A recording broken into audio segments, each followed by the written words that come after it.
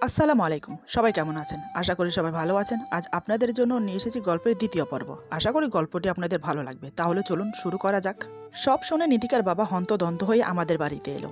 লোকটার মুখের ভাব দেখে বুকের ভেতরটা কেঁপে উঠল। এই না নীতিকাকে মেরে বসে।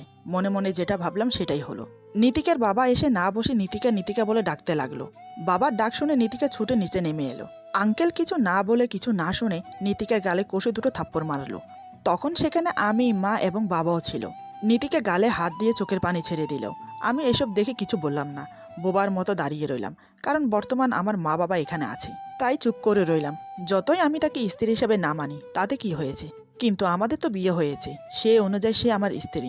আঙ্কেলের এই আচরণ দেখে বাবা উঠে দাঁড়ালো। তারপর বলল, এটা কি করছিস তুই? মেয়েটাকে মারছিস কেন? ও বাচ্চা মানুষ। না জেনে না বুঝে একটা কাজ করে ফেলেছে। যে জায়গায় আমি মেনে নিয়েছি, তোর সমস্যা কোথায়? আঙ্কেল বলল, মানতে আমার কোনো সমস্যা নেই, কিন্তু ও আমাকে বলার দরকার ছিল। যখন আমি ওর জন্য ছেলে দেখছিলাম, কালও সে আমাকে বলতে পারতো, কিন্তু আমাকে কিছু না বলে সে তার নিজের ডিসিশন নিয়ে নিল। একবারও চিন্তা করেছে যে আমার বাবার মান সম্মান বলে কিছু আছে? ও অনন্তকে ভালোবাসে, ভালো কথা। অনন্তর মতন একটা ছেলেকে জামাই হিসেবে পেলে আমি অনেক খুশি হব, কারণ ওর মতো ছেলে হাজারে খুঁজলেও একটা পাওয়া যাবে না। আমার মেয়ের কপালের ভাগ্য, এমন ছেলেকে স্বামী হিসেবে পাবে সে। নীতিকা কান্না করতে করতে বলে, সরি বাবা, আমাকে মাফ করে দাও, আমার ভুল হয়ে গেছে। বাবা এসে আঙ্কেলের হাত ধরে সোফায় বসায়। তারপর বাবা আঙ্কেলের পাশে বসে। বাবা বলে, মাথা ঠান্ডা কর, যা হয়েছে তা আমরা বদলাতে পারবো না, কিন্তু আমরা এখন ওদের বিয়েটা ধুমধামের সাথে দেব। তারপর এটা সেটা বলে আঙ্কেলকে শান্ত করলো। আমি তখনও দাঁড়িয়ে ফেল ফেল করে তাকিয়ে দেখে যাচ্ছি। বাবা আমাকে উদ্দেশ্য করে বলে, আপনাকে কি আলাদা করে বলতে হবে? এসে শ্বশুরের পা ধরে সালাম করেন। আমি কিছু না বলে গিয়ে সালাম করি। আঙ্কেল আমার মাথায় হাত বুলিয়ে বলে, বেঁচে থাকো বাবা, বেঁচে থাকো। আমার মেয়েটাকে এবার একটু মানুষ করতে পারো কিনা দেখো। এই বলে নীতিকার দিকে তাকালো। দেখে নীতিকা এখনো কাঁদছে। 2 গালে 5 আঙ্গুলের দাগ বসে গেছে। আঙ্কেলের মনটা ব্যথিত হয়ে উঠল মেয়ের জন্য, কারণ ওনার একমাত্র মেয়ে। গায়ে হাত তুলবে তো দূর, কোনো দিনও একটা ধমক দিয়ে কথা বলেনি। আঙ্কেলের চোখে জল চিকচিক করছে। আমার মা বুঝতে পারলো ব্যাপারটা। নীতিকাকে মা বলে, যাও মা, বাবার কাছে গিয়ে বসো। মায়ের কথা মতো নীতিকা ধীর পায়ে আঙ্কেলের পাশে গিয়ে বসলো। বসতেই আঙ্কেল 2 হাতে জড়িয়ে ধরলো মেয়েকে। নীতিকাও নিজেকে ধরে রাখতে পারলো না, আঙ্কেলকে শক্ত করে জড়িয়ে ধরে কান্না শুরু করে দিল। আর বলতে লাগলো, আমাকে ক্ষমা করে দাও বাবা, আমি বুঝতে পারিনি। আঙ্কেলের চোখের কোণ থেকে 2 ফোঁটা জল গড়িয়ে পড়লো। আঙ্কেল নীতিকার মাথায় হাত বুলিয়ে বলে, আর কান্না করিস না মা, আমি যে তোর কান্না সহ করতে পারি না। এভাবে কিছুক্ষণ অতিবাহিত হওয়ার পর দুজনেই শান্ত হলো। ততক্ষণে মা নাস্তা নিয়ে এসেছে। মাকে নাস্তা আনতে দেখে আঙ্কেল বলে, আবার এসবের কি প্রয়োজন ছিল ভাবি? মা বলে, নতুন সম্বন্ধী হতে চলেছেন, আর এখন বর্তমান আপনি আমার ছেলের শ্বশুর, তাই এতটুকু আপ্যায়ন করাই যায়। বাবা বলে, এতটুকু কি বলছো? আজ ও আমাদের সাথে দুপুরে লাঞ্চ করে যাবে, তুমি ওর পছন্দের খাবারগুলো বানাবে আজ। আঙ্কেল অনেক আপত্তি করলো। আমরা কেউই শুনলাম না। মনে মনে আমি ভাবছি, কথায় আছে না, যত দোষ নন্দ ঘোষ। দোষী আমিও সমানভাবে, কিন্তু আমাকে কেউ কিছু বলল না। নীতিকার দিকে তাকিয়ে মায়া হলো। মেয়েটা আমার দিকে একবারও তাকাচ্ছে না। মনে মনে এসব ভাবছি, এমন সময় নীতিকা আমার দিকে তাকালো। আমি চোখের ইশারা করে বললাম রুমে যেতে। আমার কথা মতো নীতিকা রুমে চলে গেল। কিছুক্ষণ পর আমিও চলে গেলাম রুমে। গিয়ে দেখি খাটে বসে আছে মেঝের দিকে তাকিয়ে। আমি গিয়ে ওর পাশে বসলাম। চোখের কোণে এখনো হালকা জল লেগে আছে। আমি হাত দিয়ে চোখের পানি মুছে দিয়ে বললাম, খুব জোরে লেগেছে তাই না? নীতিকা বলে, হুম। আমি বললাম, সব ঠিক হয়ে যাবে। এই বলে নীতিকার হাত ধরলাম। নীতিকা আমার চোখে চোখ রেখে বলে, সব ঠিক হোক বা না হোক তাতে আমার কোনো ফারাক পড়বে না, আমার শুধু তোমাকে নিয়ে চিন্তা। আমি একটু অবাক হয়ে বললাম, আমাকে নিয়ে চিন্তা মানে? আমি কি কোথাও পালিয়ে যাচ্ছি? নীতিকা বলে, ঠিক তা না। আমি বললাম, তাহলে? নীতিকা বলে, তোমার শর্তগুলো মোতাবেক আমি যদি চলতে না পারি তাহলে কি তুমি আমাকে ছেড়ে দেবে? আমি বললাম, হঠাৎ একথা মাথায় আসছে কেন? নীতিকা বলে, কেন জানি না, তোমাকে পেয়েও হারানোর ভয় মনে জেগে উঠেছে। আমি ওর হাত শক্ত করে ধরে বললাম, ইচ্ছে করলে মানুষ সবকিছু করতে পারে, তুমিও চেষ্টা করো, দেখবে ঠিক পারবে। এই বলে উঠে রুম থেকে বেরিয়ে গেলাম। কারণ আমি জানি আমি ওর পাশে বসে থাকলেই এটা সেটা বলে আমাকে দুর্বল করার চেষ্টা করবে। ওকে সঠিক পথে চালনা করার জন্য আমাকে কঠোর হতে হবে। দুপুরবেলা লাঞ্চ করে বিকেলের দিকে নীতিকার বাবা চলে গেল। আমাদের বিয়ে হবে আবার, সেই তারিখও ঠিক করা হলো। কাজের অফিসে আমাদের বিয়ে হলেও এখন সমাজে আত্মীয় স্বজনের সামনে দেখানোর জন্য আবার বিয়ে হবে। কি কপাল মাইরি, মানুষ একবার বিয়ে করতে পারে না, আর আমার একজনের সাথে 2-2বার বিয়ে হবে, একেই বলে কপাল। যাই হোক, সেদিন সারাদিন কোনো রকম কাটিয়ে রাতে বারান্দায় বসে আছি। নীতিকা এসে আমার পাশে বসে, কিছু না বলে চুপচাপ বসে রইল। আমি বললাম, কিছু বলবে? নীতিকা বলে, আজ 2 দিন ধরে কলেজে যাওয়া হচ্ছে না। আমি বলছি কাল থেকে ভার্সিটিতে যাব। যদি তুমি বলো। আমি বললাম বেশ, তো পড়াশোনার ইচ্ছা থাকলে কাল থেকে স্টার্ট করো। নীতিকা বলে তুমি যাবে না? আমি বললাম একটা ছেলে যখন সিঙ্গেল থাকে তখন সে তার মা বাবার উপর ডিপেন্ড করে চলে, আর যখন একটা ছেলে বিয়ে করে তখন সে ওই মেয়ের দায়িত্বের সাথে সাথে নিজের ফ্যামিলির দায়িত্ব মাথায় নেয়। আমি যদি তোমার সাথে ভার্সিটিতে যাই তাহলে তোমার ভরণ পোষণের দায়িত্ব কে নেবে? মানলাম আমি তোমাকে স্ত্রীর অধিকার দেইনি, তা বলে এমনটা তো নয় যে তোমার ভরণ পোষণের দায়িত্ব আমি নেব না। তাই আমি সিদ্ধান্ত নিয়েছি অফিসে জয়েন করব। তুমি বরং ভার্সিটিতে যাও, পড়াশোনা কন্টিনিউ করো। নীতিকা আমার কথাগুলো শুনে অবাক হয়ে তাকিয়ে আছে। সে মনে মনে ভাবছে কাল আমাকে বিয়েই করতে চাচ্ছে না, আর আজ বিয়ে করে আমার সম্পূর্ণ দায়িত্ব নিতে চাচ্ছে।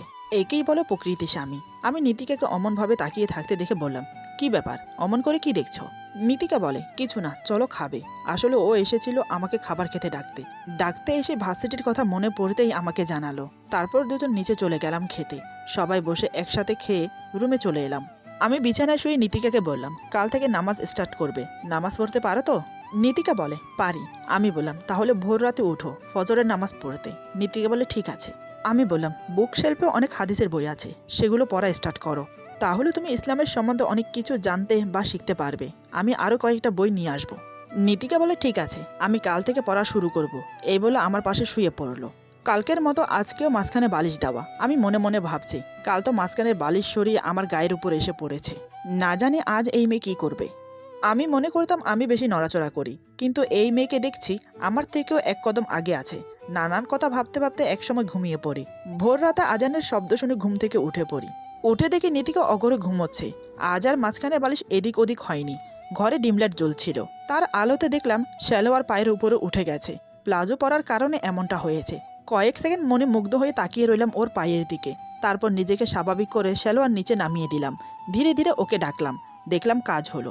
নীতিকা চোখ খুলে আমাকে দেখে ঝটপট উঠে বসে। তারপর চোখ মুছতে মুছতে বলে, কি হলো, সকাল হয়ে গেছে? আমি বললাম, না, মাত্র ভোর হলো, ফজরের আজান দিয়ে দিয়েছে, তুমি উজু করে এসো, নামাজ পড়বে। নীতিকা কিছু না বলে উঠে চলে গেল। ওর চেহারার ভাব দেখে বুঝতে পারলাম একটু বিরক্ত হয়েছে। আমি মুচকি হেসে উঠে ফ্রেশ হয়ে নিলাম। আজ জামায়াতে নামাজ পড়তে যাব না, কারণ নীতিকার সাথে পড়ব। সে যেন নিজেকে একাকিত্ব মনে না করে। নীতিকা উজু করে আসে, তারপর দুজন একসাথে নামাজ আদায় করি। আমি নামাজ শেষ করে আবার শুয়ে পড়ি, কিন্তু নীতিকা বসে আছে। আমি বললাম, কি ব্যাপার, বসে আছো কেন, শুয়ে পড়ো। নীতিকা বলে, আমার আর ঘুম আসবে না। আমি বললাম, তাহলে চলো ছাদে যাই, ভোরের সূর্যোদয় দেখি। নীতিকা বলে, চলো তাহলে।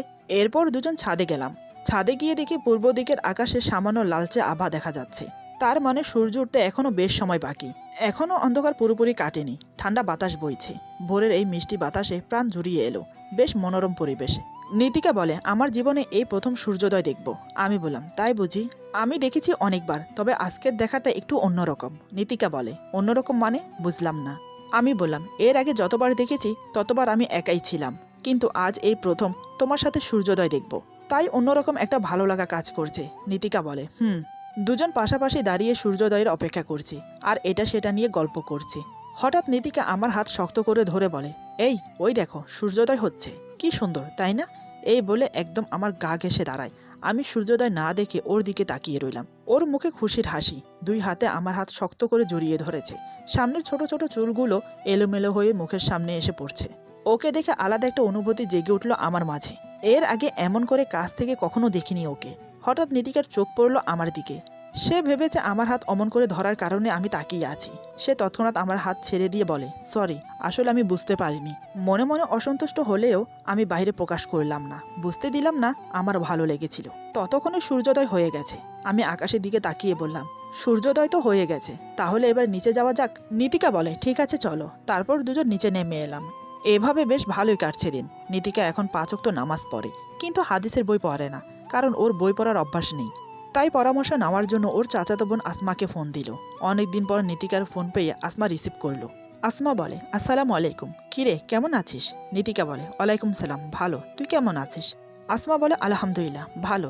তা হঠাৎ এতদিন পর আমার কথা মনে পড়লো, নিশ্চয়ই কোনো সমস্যায় পড়েছিস? নীতিকা বলে, সমস্যা বলতে সমস্যা, অনেক বড় সমস্যা, একমাত্র তুই পারিস সমাধান করতে। আসমা বলে, কি হয়েছে খুলে বলতো? নীতিকা বিয়ে থেকে শুরু করে সব খুলে বলল। সব শুনে আসমা তো অবাক, কারণ সে জানে না নীতিকার বিয়ে হয়েছে, আর নীতিকাও জানায়নি। আসমা একটু রাগের সাথে ঝাঁঝিয়ে বলে, তুই বিয়ে করে নিলি, অথচ আমাকে একটিবার জানানোর প্রয়োজন মনে করলি না? আমি কি তোর কেউ না? সেই ছোট থেকে একসাথে বড় হয়েছি, কখনো নিজেদের মধ্যে গোপনীয়তা বলে কিছুই ছিল না। আর আজ এত বড় একটা ঘটনা ঘটে গেল, তুই আমাকে বললি না। নীতিকা বলে, সরি বোন, আমার ভুল হয়ে গেছে, মাফ করে দে।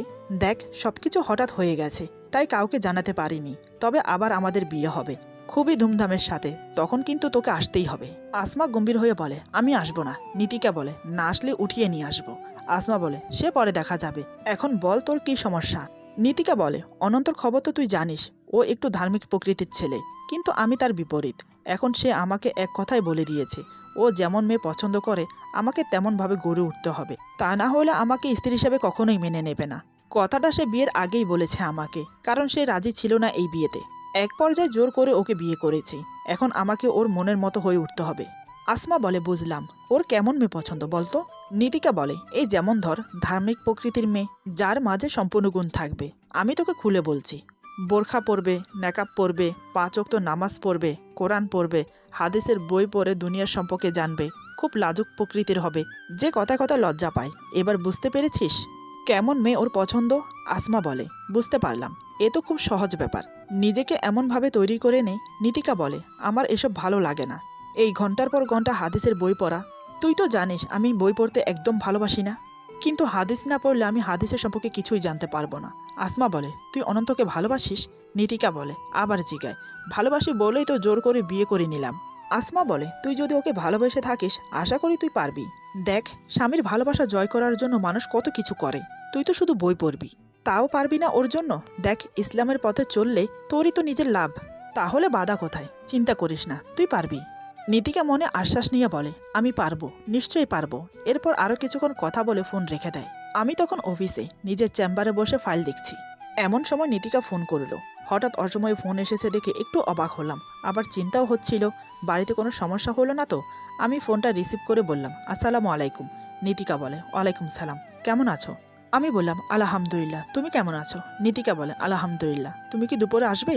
এই প্রথম নীতিকা ভালো আছির বদলে আলহামদুলিল্লাহ বলল, শুনে খুব খুশি হলাম। আমি বললাম, আসবো, তোমার কিছু লাগবে? নীতিকা বলে, না, তুমি সাবধানে এসো, এই বলে ফোন কেটে দিল। আমি মনে মনে ভাবছি, আজ হঠাৎ কি হলো, কখনো তো আমাকে দুপুরের আগে ফোন করে না। এসব কথা ভাবতে ভাবতে দুপুর হয়ে গেল। আমি বাসার দিকে রওনা দিলাম। কিছুক্ষণের মধ্যে বাসায় পৌঁছে গেলাম। রুমে প্রবেশ করে দেখি নীতিকা নামাজ পড়ছে। ওর নামাজ পড়তে পড়তে আমি ততক্ষণে ফ্রেশ হয়ে নিলাম।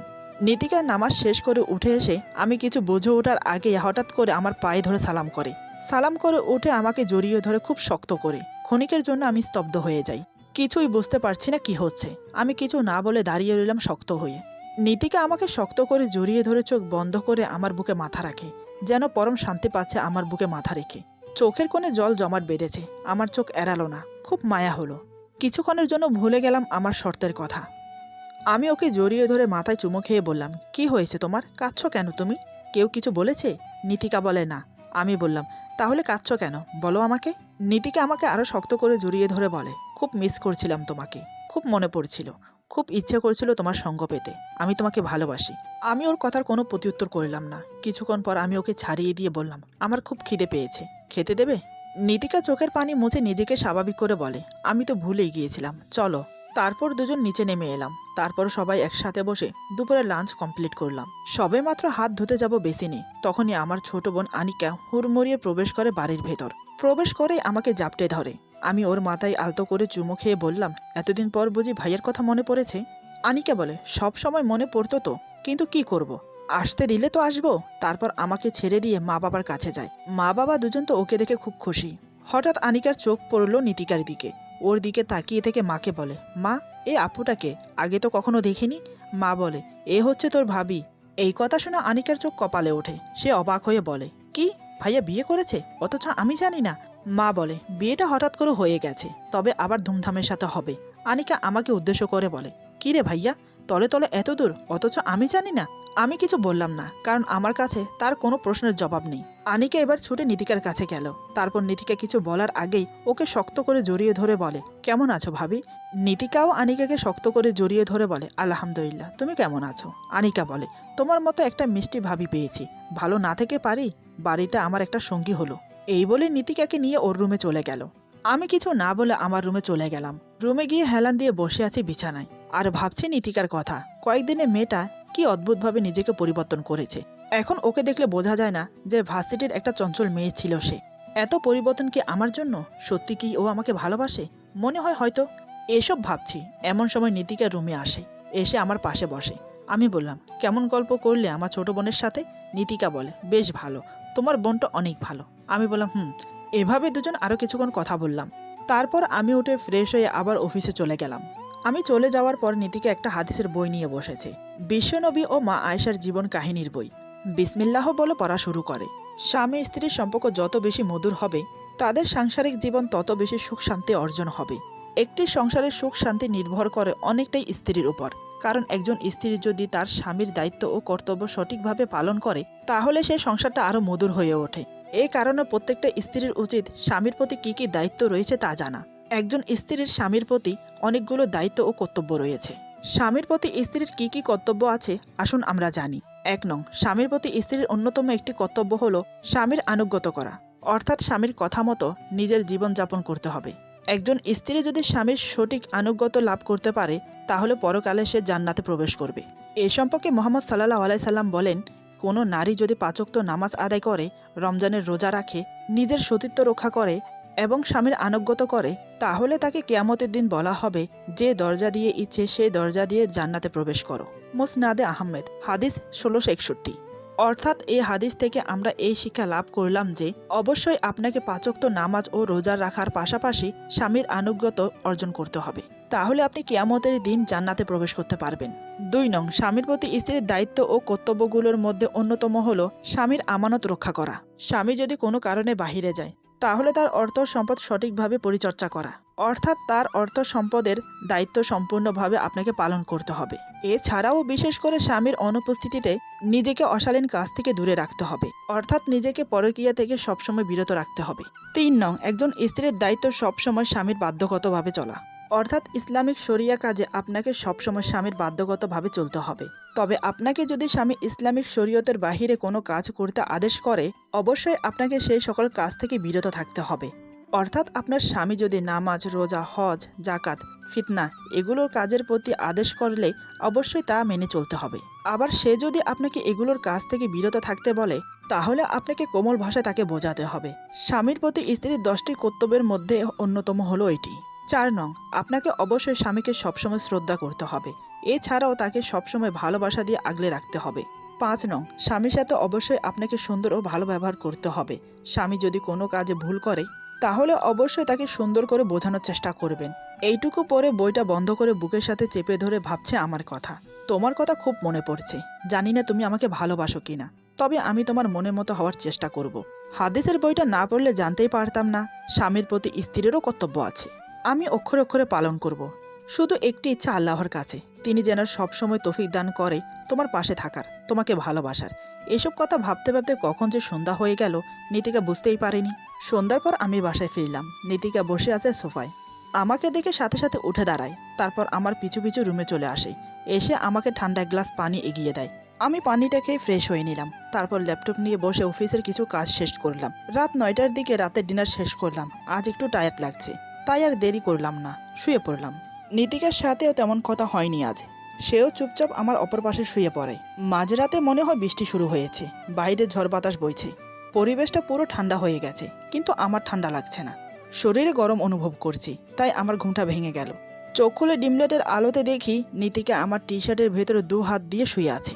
ওর মাথা আমার বুকে, আর আমার পায়ের উপর ওর পা, আর আমি ওকে শক্ত করে জড়িয়ে ধরে আছি। ব্যাপারটা কি হলো? এমনটা তো হওয়ার কথা ছিল না। মাঝখানের বালিশগুলো গেল কোথায়? এপাশ ওপাশ চোখ বুলিয়ে দেখি বালিশগুলো মেঝেতে পড়ে আছে। বালিশগুলো কে ফেললো? আমি না ও? কে জানে বাবা, কিছু মাথায় আসছে না। তবে আমার কাছে নীতিকাকে বুকে পেয়ে বেশ ভালো লাগছে, অনেকটা শান্তি অনুভব করছি। আমি ধীরে ধীরে টি শার্টের ভেতর থেকে ওর হাত দুটো বের করে আমার উপরে রাখলাম, জড়িয়ে ধরার ভঙ্গিমাতে। ঠিক তখনই নীতিকা নড়ে চড়ে আমাকে জড়িয়ে ধরে। দুজনের শরীর এখন মিশে একাকার। মনের ভেতরে অন্যরকম একটা অনুভূতি কাজ করছে। ইচ্ছে করছে ওকে আরও কাছে টেনে আরও আদর করি। ঠিক তাই করলাম। ওকে আমার বুকের সাথে চেপে ধরে আদর করতে থাকি। কপালে চুমো খেলাম, কিন্তু কোনো প্রতিক্রিয়া পেলাম না। তার মানে সে গভীর ঘুমে মগ্ন। তাই আমি থামলাম না, ওর চোখের পাতায় চুমো এঁকে দিলাম। ধীরে ধীরে ওর ঠোঁটের কাছে আসলাম। আলতো করে ঠোঁটে কিস করলাম। ঠোঁটে কিস করার সাথে সাথে নীতিকা কেঁপে উঠল। মনে মনে ভাবছি, এই রে বুঝি জেগে উঠল। সরে যাওয়ার আর সময় পেলাম না। হঠাৎ নীতিকা চোখ খুলে আমাকে ওই অবস্থায় দেখে যা করলো, সেটা হয়তো আশা ছিল না। আর এমনটা হবে সেটাও বুঝতে পারেনি। ওর ওই কাণ্ড দেখে আমি ভ্যাবাচ্যাকা খেয়ে যাই, রাগে আমার মাথায় রক্ত উঠে যায়। এরপর যা হলো, আজকের গল্প এখানে সমাপ্ত। গল্পের বাকি অংশ পেয়ে যাবেন আগামী পর্বে। আশা করি গল্পটি আপনাদের ভালো লাগবে। যদি ভালো লাগে তাহলে লাইক, কমেন্ট এবং সাবস্ক্রাইব করে আমাদের পাশে থাকুন। পাশে থাকা বেল আইকন প্রেস করে দেবেন, তাহলে আমাদের নিত্য নতুন ভিডিও আপনাদের কাছে পৌঁছে যাবে। সবাই ভালো থাকবেন, সুস্থ থাকবেন। আল্লাহ হাফেজ।